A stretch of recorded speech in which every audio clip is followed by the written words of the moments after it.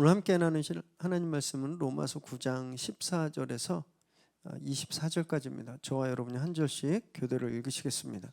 그런즉 우리가 무슨 말을 하리요? 하나님께 불의가 있느냐? 그럴 수 없느니라.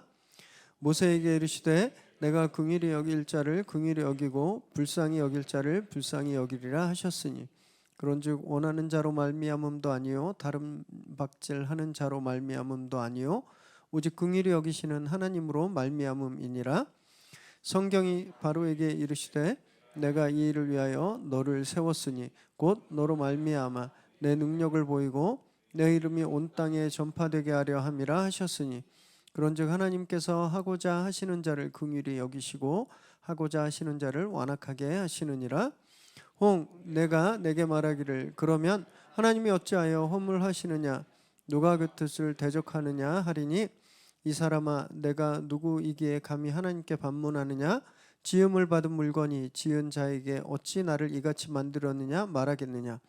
토기장이가 진흙 한 덩이로 하나는 귀 쓸 그릇을 하나는 천이 쓸 그릇을 만들 권한이 없느냐. 만일 하나님이 그의 진노를 보이시고 그의 능력을 알게 하고자 하사 멸하기로 준비된 진노의 그릇을 오래 참으심으로 관용하시고 또한 영광받기로 예비하신 바 긍휼의 그릇에 대하여 그 영광의 풍성함을 알게 하고자 하셨을지라도 무슨 말을 하리요? 함께 읽습니다. 이 그릇은 우리니 곧 유대인 중에서뿐 아니라 이방인 중에서도 부르신 자니라. 아멘. 오늘 우리에게 주시는 하나님의 말씀입니다. 지난 4월 20일에 미국 월스트리트 저널에 이런 대표 기사가 떴습니다. 한번 보여주실까요? 네. 마치 애플 신제품 발표의 시연 사진 같은데 팀쿡 최고 경영자와 옆에 애플 워치가 나와 있죠. 그리고 저기에 달린 기사가 When Apple comes calling, it's the kiss of death. 애플이 부르면 그것은 죽음의 키스다. 이런 제목이 붙어 있습니다. 섬뜩한 제목이죠. 기사 내용은요. 애플이 그동안 중소기업들을 상대로 기술 탈취하고 막 소송 걸고 뭐 이런 갑질 문제에 대한 지적이었습니다. 여기 기사에 따르면 애플은요. 중소기업에 접근합니다. 그래서 협력하자고 제안을 해요. 그리고 핵심 인력을 뺏어갑니다. 그리고 기술을 탈취하고 그 다음에 끊어버려요. 그리고 나서 그 중소기업의 기술을 그대로 베낀 제품을 출시한 이런 사이클을 가지고 있다. 이것을 고발하는 거예요. 그리고 20여 개의 사례들을 들었는데 그 중에 하나가 마시모라는 기업입니다. 조그만 스타트업이었어요. 혈액 산소 측정기를 만드는 이렇게 우리 피부 조직을 통해서 피 속에 산소가 얼마나 있는지 그걸 측정하는 기술을 개발했습니다. 특허를 가지고 있었어요. 2018년에 이걸 만들었는데 애플이 협력을 제안했습니다. 왜냐하면 애플워치에 들어가면 너무 좋잖아요. 그리고 미국은 국가 의료보험, 공 의료보험이 없습니다. 다 기업들이 하는 의료보험이거든요. 이 데이터를 정말 어마어마한 가치로 제공할 수가 있었어요. 그래서 모든 스마트워치가 다 헬스케어에 그런 장비를 장착하기를 원합니다. 그래서 애플이 협력하자고 제안을 했대요. 그랬더니 이 마시모의 설립자 조 키안이라는 분인데 이분이 막 이제 고생 끝났다. 생각해 보세요. 자기가 개발한 기술이 애플워치에 탑재되는 순간 자기 기업은 바로 그냥 유니콘 기업이 되는 겁니다. 그냥 성공하는 거예요. 꿈에 부풀어 있었습니다. 그런데 애플이 이 마시모의 엔지니어들 그리고 최고 의료 책임자들을 좋은 조건에 스카우트하기 시작했대요. 그리고 나서 1년 후에 이 마시모가 개발한 것과 아주 비슷한 센서를 특허 출원을 했답니다.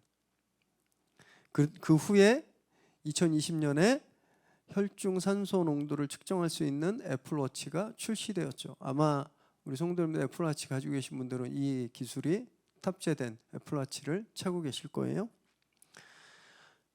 그냥 눈 뜨고 기술을 탈취당했습니다. 그런데 중소기업은요, 여기에 대응하기도 쉽지가 않다고 해요. 왜냐하면 소송을 걸잖아요. 그럼 애플이 보복 소송을 한다고 해요. 그 기업이 개발한 특허 무효 소송을 걸면서 이전에 이 기업들이 낸 특허들에 다 무효 소송을 건다고 해요. 이기려고 하는 게 아니에요. 포기시키려고 하는 거예요. 왜냐하면 소송 한 건당 약 50만 불, 우리나라 돈으로 7억 가까이 비용이 드는데 이 8개가 한꺼번에 세트로 온다고 해보세요. 중소기업에서 5, 60억 소송 비용을 감당할 수가 없는 거죠. 그래서 포기하게 만드는 겁니다. 실제 발렌셀이라는 회사가 똑같은 경우를 당했어요. 이 회사는 먼저 2013년에 심박수 모니터링을 이렇게 측정할 수 있는 기술을 개발했습니다. 우리 그 스포츠워치나 이런 거 다 이렇게 운동할 때 하면 막 심박수 하트 이렇게 하면서 뭐 최고 심박수 뭐 170 막 이렇게 나오는 거 있잖아요. 그 기술을 발렌셀이라는 회사가 만들었어요. 역시 애플이 2013년에 같이 협력하자고 우리 애플워치에 넣으면 좋겠다고 접근합니다. 그리고 기술 정보도 요구했고 시제품 테스트까지 했어요. 그리고 갑자기 관계를 끊어버리는 거예요. 그리고 2015년에 이 하트빛 모니터링 기능을 갖춘 애플워치가 출시됐습니다. 엄청 팔렸어요. 그 후로 2019년까지 애플이 이 발렌셀에 8개의 소송을 겁니다. 8개의 소송. 회사가 아주 어떻게 됐겠습니까? 결국 이 특허를 베낀 게 인정이 돼서 법원에서 불리하게 되니까 2019년에 애플과 이 발렌셀이 합의했습니다. 근데 합의 내용이 비공개예요. 아마 제 생각에는 만약에 발렌셀이 정식적으로 특허를 인정받아서 이 기술 협조가 됐으면 한 1,000억 정도의 수익을 올릴 수 있었다면 애플이 한 100억 주고 마무리했겠다. 이렇게 전문가들은 이야기합니다. 이런 갑질 문제가 정말 끊이지 않습니다. 기술 탈취가. 그런데도 애플은요, 우리는 기술을 훔치지 않는다. 다른 회사의 지적 재산을 존중한다. 이렇게 주장하고 있습니다. 더 나아가서 오히려 다른 회사들이 우리 기술을 모방한다 이렇게 주장해요. 그러면서 사과 비슷한 로고만 있어도 다 소송 걸어서 못 쓰게 합니다. 미국엔 그래서 사과를 로고로 쓰는 회사가 없어요. 심지어 지들 회사보다 훨씬 먼저 사과를 썼는데도 소송 걸어서 못 쓰게 합니다. 이런 우스갯소리가 있어요. 옛날에는 이 지적재산권에 정말 악착 같았던 회사가 디즈니였답니다. 디즈니. 그래서 옛날에는 무인도에 딱 혼자 떨어지면 디즈니 캐릭터를 그려놓으면 디즈니 회사가 와서 잡으러 온대요. 그래서 구출받을 수 있었는데 이제는 사과를 그려놓으면 구출받을 수 있다. 이런 얘기가 있을 정도로 아주 저도 애플 생태계지만 아주 못됐습니다. 이런 일은요, 애플만 그런 게 아니에요. 그냥 이름만 대면 아는 세계적인 대기업들 정말 버젓이 저지르고 있습니다. 당하고도 어디 가서 하소연하지 못하는 그런 연구소들, 그런 벤처들 너무너무 많아요. 그냥 강도예요. 총만 안 들었을 뿐이지 돈과 힘으로 그 기술을 다 강취했잖아요. 이거 강도입니다.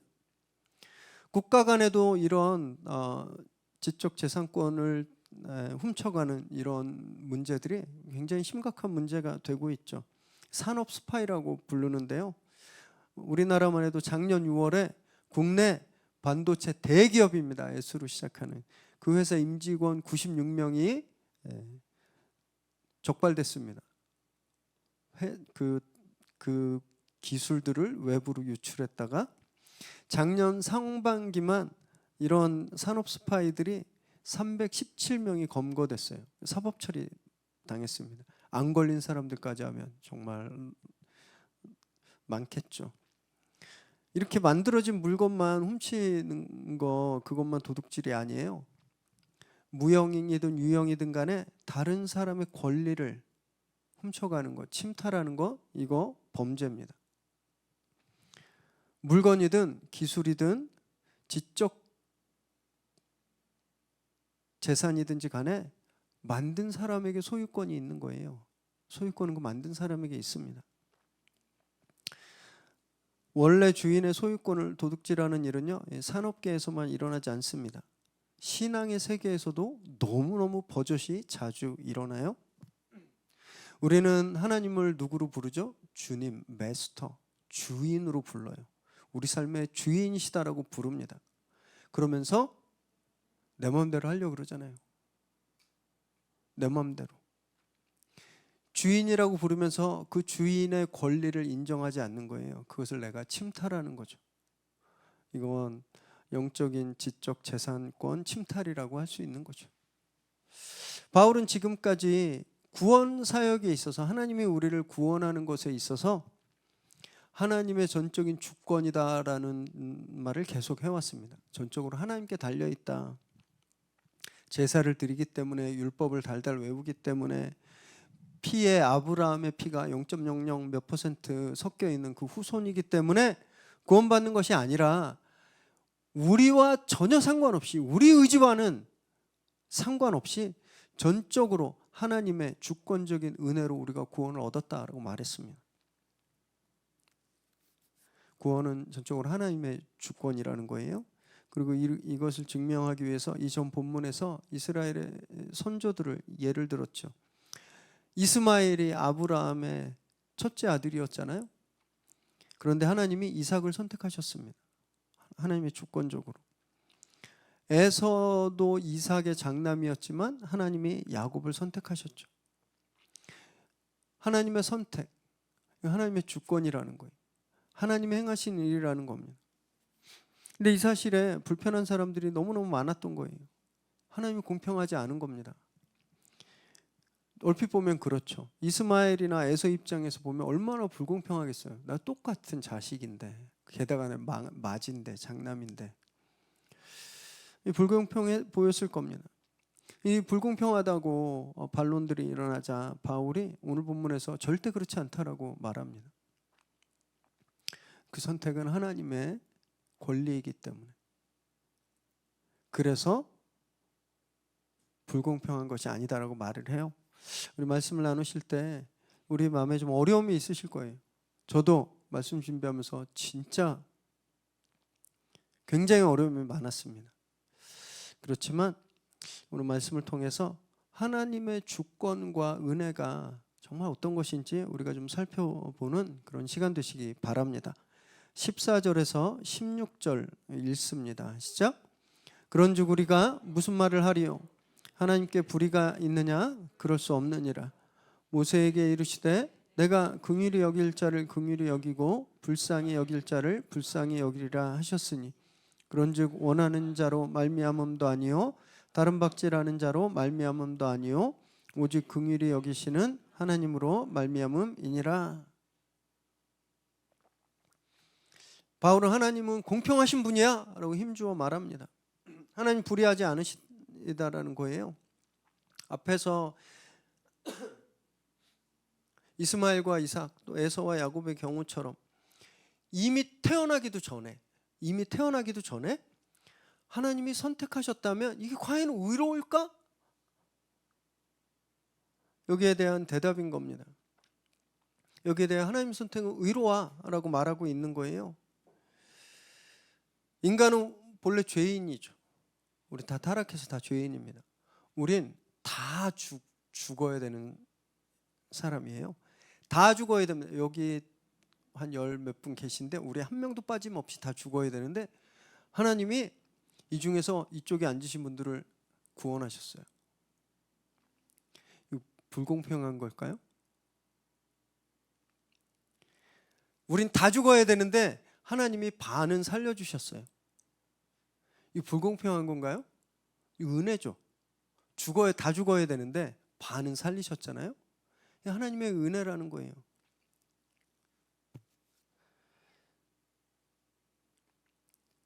그러면 왜 이쪽 반은 아니고 이쪽 반만 구원하셨는가? 하나님 마음이라는 겁니다. 하나님 주권이라는 거예요. 우선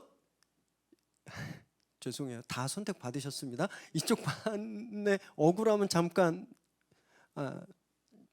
놔두시고요. 이쪽 입장에서 얼마나 감사하겠습니까? 죽어야 되는데 하나님이 살려주셨어요. 은혜죠. 여러분들이 이쪽을 보면서 하나님 왜 저 사람 안 구해줘, 이거 불공평하라고 말할 수 있어요? 말할 수 없습니다. 왜냐하면 내가 구원받을 이 짓을 하나도 안 했기 때문에, 그냥 나는 거저 구원을 얻었기 때문에 이 행위에 대해서 뭐라고 말할 수 없는 거예요.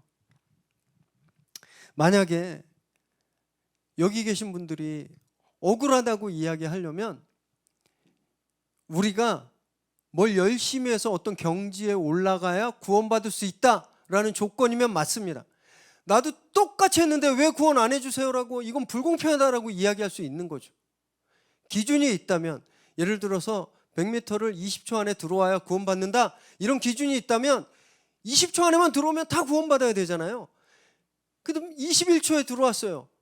그러면 그럼 내가 구원받지 못했구나, 그냥 수긍하지만 20초 안에 들어왔는데도 구원 못 받는다 그러면 불공평한 거잖아요.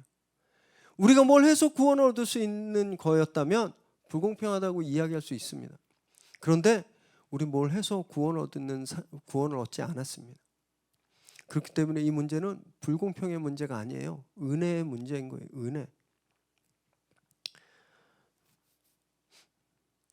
말씀드리지만, 그러면 이 입장에서도 좀 이따 말씀드릴 거지만, 이 입장에서 하나님의 선택은 은혜일 수밖에 없는 겁니다.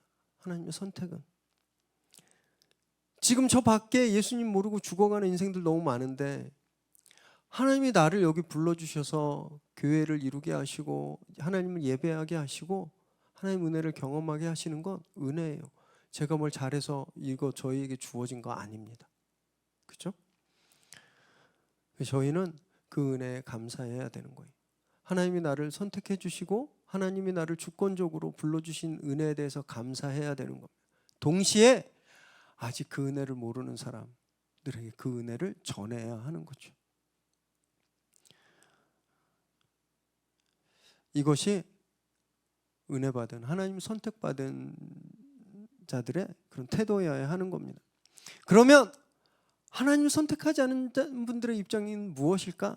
17절 18절 함께 읽습니다. 시작. 성경이 바로에게 이르시되 내가 이 일을 위하여 너를 세웠으니 곧 너로 말미암아 내 능력을 보이고 내 이름이 온 땅에 전파되게 하려 함이라 하셨으니, 그런즉 하나님께서 하고자 하시는 자를 긍휼히 여기시고 하고자 하시는 자를 완악하게 하시느니라. 바울이 이상한 얘기를 하는 거예요. 하나님이 선택하지 않은 자, 여기서는 바로를 이야기하는데 악인이죠. 악한 사람.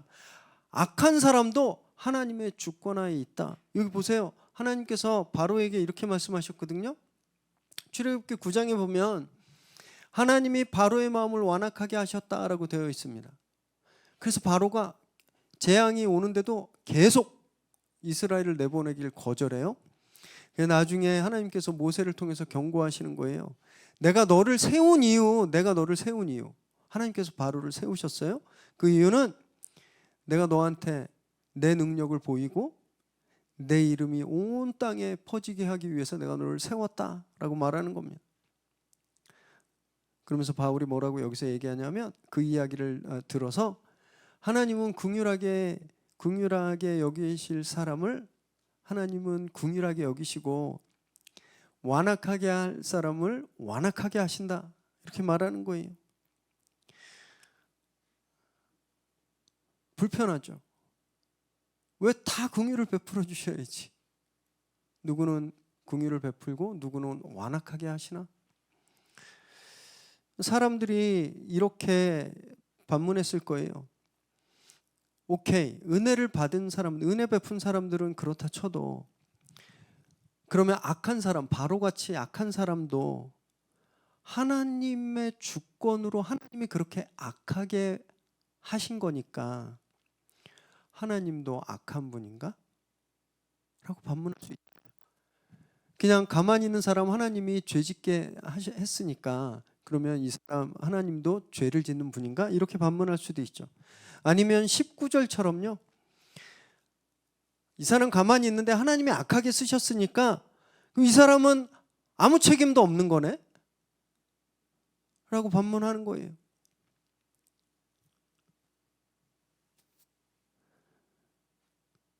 그래서 바울이 하나님이 그들을 완악하게 하셨다라고 한 겁니다. 완악하게.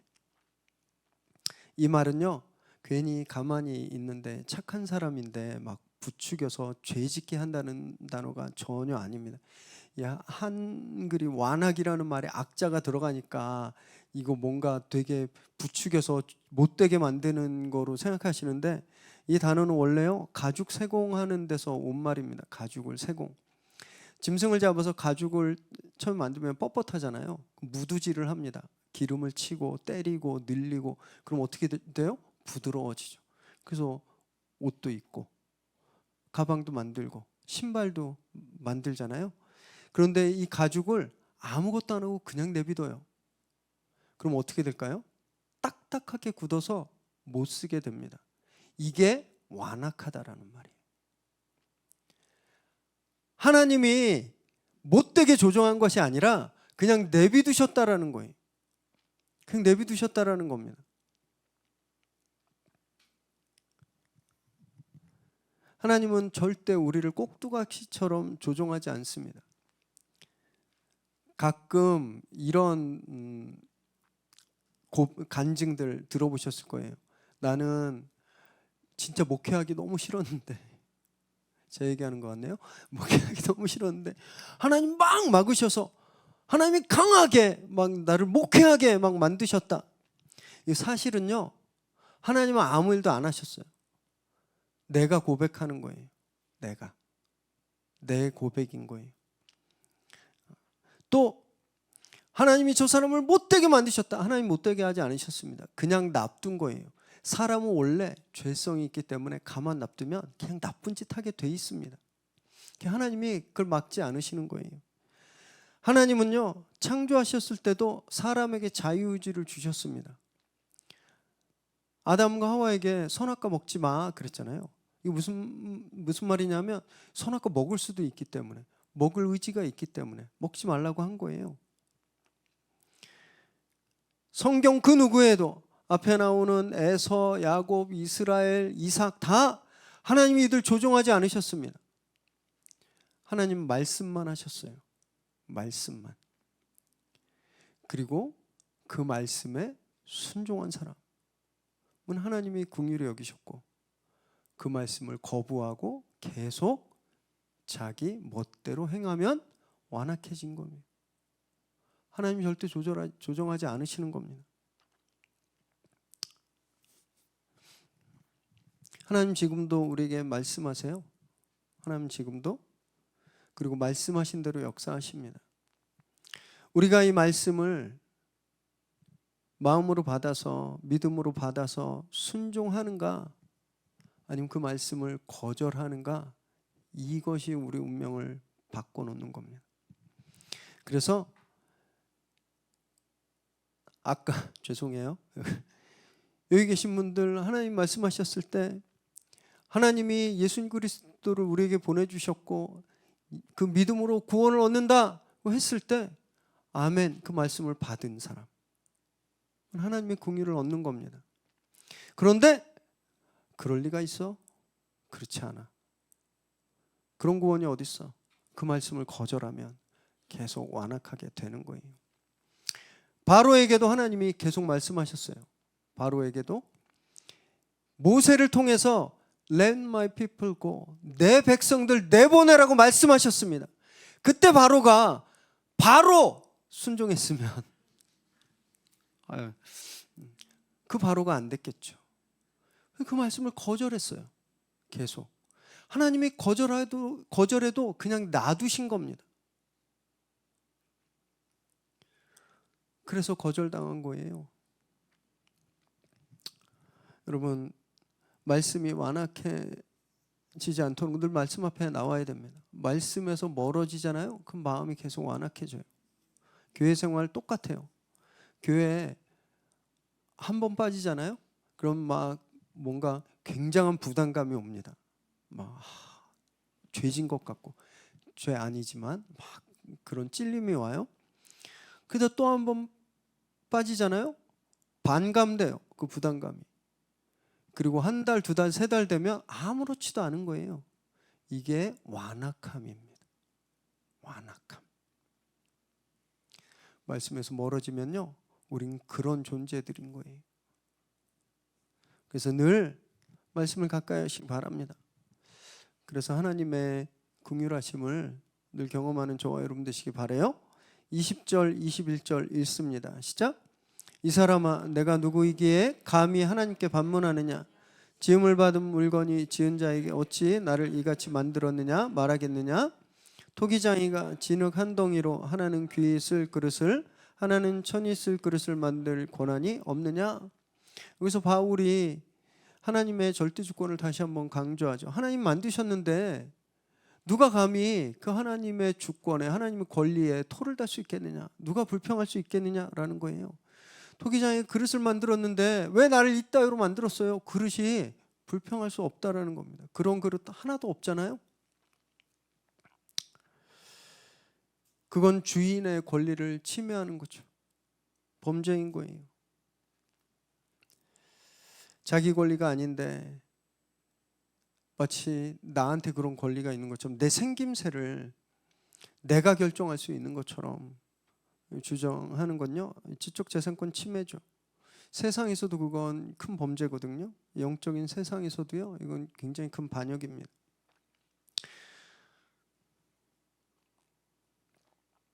그럼에도 불구하고 우리 이 문제에 대해서 굉장히 불편합니다. 저도 굉장히 불편해요. 만 6년, 횟수로 7년 진짜 열심히 사역했습니다. 저 꾀 부리는 거 보신 적 없으시죠? 코로나 2년 반 동안, 2년 동안 새벽 예배 안 드린 교회도 되게 많아요. 저는 가능한 새벽 예배, 새벽 단상 지켰습니다. 못 모이니까 잘 됐다 그러고 사역 다 쉬는 교회들 많았지만 2년 반 동안 월요일부터 금요일 밤에 쉬어본 적이 없어요. 계속 줌으로 양육을 했잖아요. 금요일 다락방 기도했고요. 매일매일 워룸의 기도 제목도 밴드에도 올렸어요. 심지어 코로나 심할 때는 막 주일 예배를, 대예배를 1, 2부로 나눠서 그렇게 드리기도 했습니다. 실시간 중계도 했고요. 1분 메시지도 해봤고, 설교 플러스 쇼츠에 인스타 사역까지, SNS도 할 수 있는 건 다 했습니다. 그래서 교회가 성장하지 않는 거예요. 그리고 열심히 했는데 안 나오는 성도님들이 있는 겁니다. 물론 제 부족함이겠죠. 제 부족함이에요. 그런데 억울한 거예요. 왜냐하면 제가 볼 때 저보다 경력도 얼마 안 되는 분들 같은데 막 교회에서 300명 뛰어서 막 교회 개척 막 여기저기 해주고, 위례에도 한 6개월 전에 그렇게 한 교회 왔는데 벌써 중역교회 됐어요. 저보다 한참 어린 동생들도 교회 개척해가지고 부흥하고 있는 그런 걸 보면요, 속에서 막 부하가 치밀어 오르는 거예요. 너무 막 화가 나기도 했습니다. 왜? 하나님이 도대체 왜? 내가 뭘 더 해야 되는데요?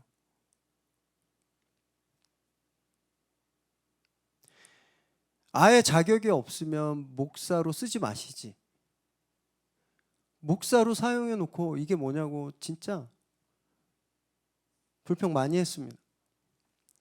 이게 뭐 여기서 뭐가 막 이렇게 막 승질 같은 게 막 올라오는데, 성도님들 너무 좋으세요. 제가 교회 여러 군데 다녔지만 제가 우리 교회 성도님들 같은 분들은 없습니다. 진짜 대한민국 0.1% 안에 드시는 훌륭하신 분들이에요. 정말 긍휼이 많고 사랑이 많고 눈물도 많고 인격적이고, 우리 전사님들 계셨고 지금 목사님들도 계시지만 한 번도 무례하게 대하는 걸 본 적이 없습니다. 제가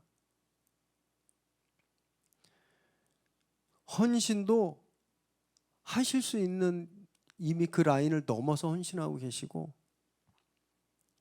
헌금도 힘에 능력에 더해서 하고 계세요. 그런데 왜 교회가 성장 안 되는지, 내가 질그릇인가? 하나님이 이 교회 그냥 이런 천한 그릇으로 사용하시나? 너무 속상하고 답답했어요. 저만 그러지 않을 거예요. 우리 성도님들도 마찬가지일 겁니다. 진짜 열심히 공부했어요. 근데 맨날 놀러 다니던 애가 나보다 시험 성적이 더 잘 나왔어요. 불편하죠. 새벽에 나가서 영어 학원 다니고 직장 가서 열심히 일하고 밤에 또 스터디 모임 가고, 그래서 열심히 막 성과도 내고 그렇게 회사 열심히 충성했는데 줄 잘 선 애가 승진하고 난 탈락하면 불편하죠. 부하가 치밀어 오르죠. 막 부모 잘 만나서 물려받은 재산이 많은 친구는 요즘 같은 불황에 더 부자가 돼요. 막 자랑해요. 막 만나서. 그런데 가진 건 없는 나는 더 가난해질 때, 고등학교 다닐 때 내 가방 들던 애가 남편 잘 만나가지고 어느 날 만났더니 공주처럼 막 그냥 손에 물 한 번 안 묻힌 애처럼 그렇게 명품 두르고 나타났는데, 나는 그 은한 여행도 못 가고 평일에 친구들이랑 브런치도 잘 못 가고 그런 여유 없는 삶을 나는 살고 있을 때, 여러분 그때 하나님의 인도하심이 선하다 이렇게 인정하실 수 있겠습니까? 진짜 하나님이 선하다고 믿어지세요?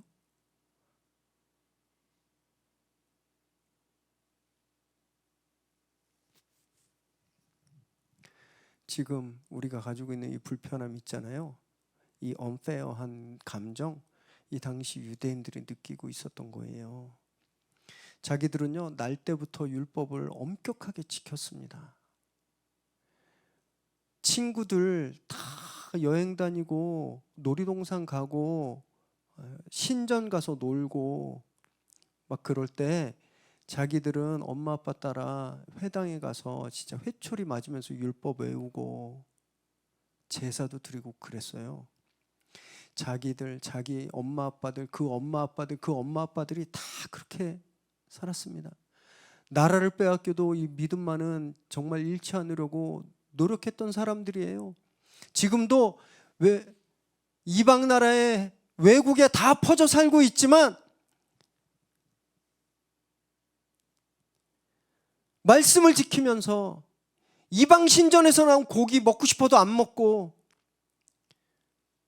안식일엔 회당 가서 말씀 배우고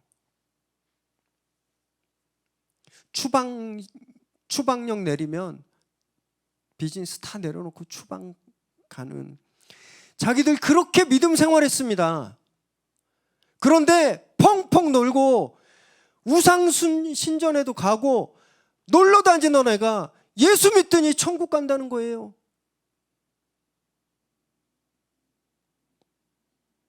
이게 받아들여지겠습니까? 이해가 되겠어요? 아니 그럼 난 뭐 했나? 나는 뭘 위해서 그 어렸을 때부터 그 율법 훈련 받고 제사 드리고 내가 뭘 위해서 내가 이런 신앙생활 했나? 이거 다 쓰레기인가? 이거 다 헛건가? 이거 다 아무 쓰잘데기 없는 건가? 이 자괴감이 있었을 거예요. 우리가 그렇잖아요. 주일마다 제가 아침에 교회를 오는데요, 가을 날씨가 너무 좋은 거예요. 막 햇살이 막, 잠깐 나도 어디 놀러 가고 싶다. 담임 목사가 이런 마음이 들 정도로 너무 이쁜 가을 날씨인데, 여러분 이런 날씨에 하루의 절반을 여기 이렇게 어둑한 데 와서 딱딱한 말씀 듣고 쉬어야 되는데 쉬지도 못하고 봉사하시잖아요.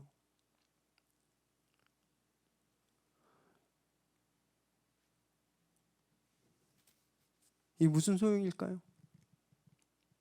하나님 불공평하신데.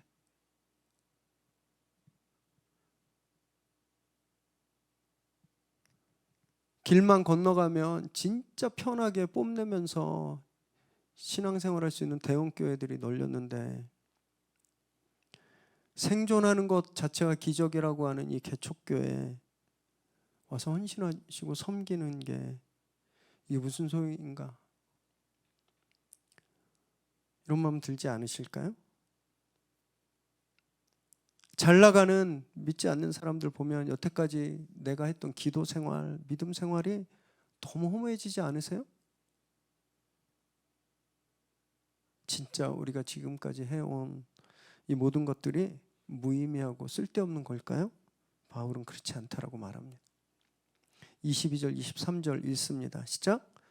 만일 하나님이 그의 진노를 보이시고 그의 능력을 알게 하고자 하사 멸하기로 준비된 진노의 그릇을 오래 참으심으로 관용하시고, 또한 영광받기로 예비하신 바 긍휼의 그릇에 대하여 그 영광의 풍성함을 알게 하고자 하셨을지라도 무슨 말을 하리요? 여기 만일이라고 가정법으로 쓰였는데 원문은 그렇지 않습니다. 하나님이 진노의 그릇, 그러니까 금방 깨뜨려 버려야 될 그릇, 여기서는 이방인들이에요.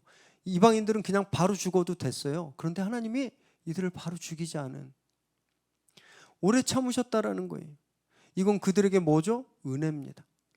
그러면 이 긍휼의 그릇, 유대인들을 말하는 거죠. 하나님의 선택받은 백성들, 그 백성들에 대해서는 하나님이 어떤 은혜를 내려주시느냐? 영광의 풍성함을 알게 하시겠다라는 거예요.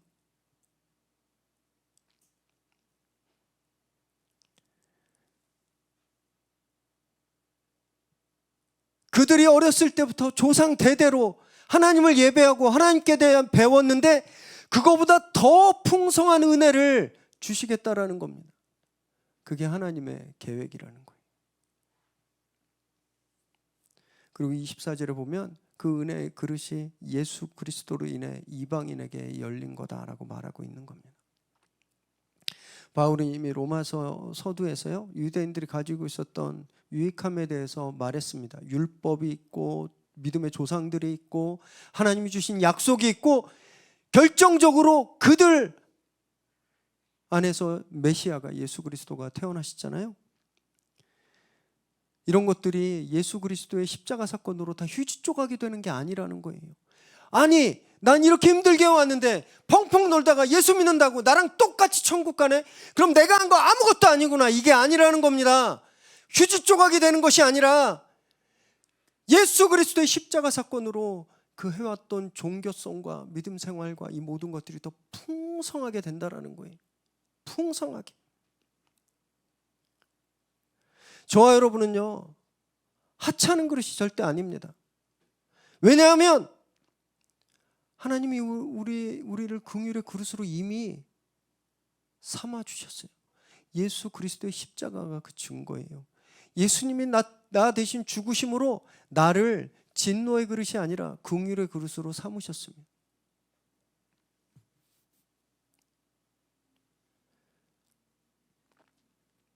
지금 우리가 겪고 있는 상황들이 내 기대에 못 미친다고, 내가 바라는 것과 너무 다르다고 불평하고 반항하는 건요, 나를 긍휼의 그릇으로 만들어주신 하나님 그 토기장이의 권한을 침해하는 거예요. 우리는요 반드시 그 영광의 풍성함을 경험하게 될 겁니다. 제가 이렇게 미래형으로 썼다가 바로 고쳤어요. 우린 이미 그 풍성한 영광을 누리고 있습니다. 대기업 열심히 다니시다가 명퇴하셨어요. 어떻게 먹고 살아야 될지 막막하셨지만 그분이 지금 대학 교수로 제2의 황금기를 누리고 계십니다. 그땐 깨진 그릇, 질그릇인 줄 알았는데 하나님이 긍휼의 그릇으로 삼아서 하나님 풍성한 은혜를 부어주신 거예요. 부당한 일로 직장을 그만두게 되었어요. 너무너무 억울했습니다. 그런데 지금 그분이요, 그 직장을 관리하는 준공무원이 되셨어요. 그 직장에서 밀려날 때 깨진 그릇 같았죠. 질그릇 같았어요. 그런데 하나님께서 주권적으로 그 깨진 그릇 같았던 그분을 긍휼의 그릇으로 풍성한 은혜로 채워주셨습니다. 어릴 때 고관절 수술을 2번이나 했어요. 그래서 얘가 평생 장애인으로 살면 어떻게 할까 눈물로 기도했습니다. 그런데 지금은요, 우리 교회에서 제일 건실한 청년이 됐어요. 그 아들이 증거인 거예요. 하나님이 우리를 얼마나 풍성한 은혜로 채우시는지 그 아들이 증거인 겁니다. 저도 그런 증거가 하나 있어요. 둘째 놈 군대 보냈는데 군대가 주말만 면회가 되잖아요. 근데 애가 먼 부대로 배치되면 면회를 갈 수가 없는 겁니다. 그래서 하나님한테, 하나님 제가 목사인데 그래도 아들 면회는 좀 가봐야 되지 않겠냐고, 우리 집에서 제일 가까운 데 보내달라고 기도했어요. 그리고 그렇게 기도 요청했습니다. 우리 성도님들이 그렇게 기도해 주셨어요. 정말 그 기도대로 대한민국에서 우리 집에서 제일 가까운 거리 30분 거리에 있는 부대에 배치됐습니다. 지난주 진급했어요. 대한민국 육군 상병 김건, 그 김건이 그 증거입니다. 하나님은 우리에게 늘 풍성한 은혜로 부어주고 계셨던 거예요. 하나님은 늘 저와 여러분을 긍휼의 그릇으로 삼아주셔서 거기에 풍성한 은혜를 계속 부어주고 계신데 우린 그걸 못 보고요, 세상을 보고 하나님 왜 나는 적이 없어요? 하나님 왜 나는 저렇게 되지 않아요? 하나님 난 깨진 그릇이에요? 나는 천한 그릇이에요? 나는 질그릇인가요? 하나님은 나를 긍휼의 그릇으로 만들었는데 그 권리를 다 부정하고 있다는 겁니다.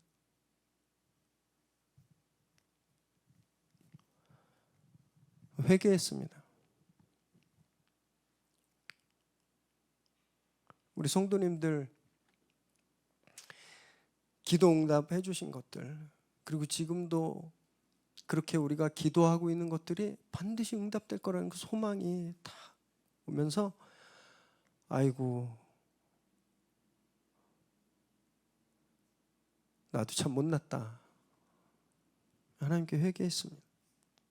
사랑하는 여러분, 우린요 앞으로 계속 그 은혜의 풍성함을 경험하게 되실 겁니다. 지금 안 보일 수 있어요. 그럼 말씀하셨잖아요. 그 말씀 받으면 풍성한 은혜로 채워지는 거예요. 늘 하나님의 주권을 인정하시기 바랍니다.